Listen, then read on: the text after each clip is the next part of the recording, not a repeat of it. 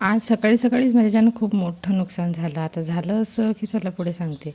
सकाळी इथं स्वयंपाकाच्या तयारीला लागली कारण डबा बनवायचा होता त्यामुळेच. आज मी सिंपल अशी भरल्या वांग्याची भाजी करणार होती, जी की मी फर्स्ट टाईम बनवत आहे अशा पद्धतीने. भाजी बनवून घेतली, साईडला चपात्या पण करून घेतल्या.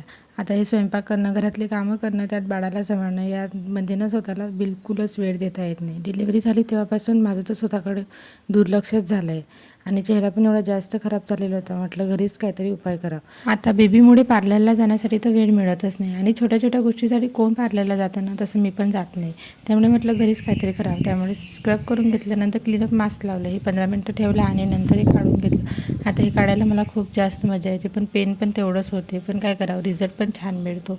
15 मिनटं ठेवल्यानंतर हे काढून घेतलं आणि तुम्ही बघू शकता रिझल्ट किती छान आलेला होता.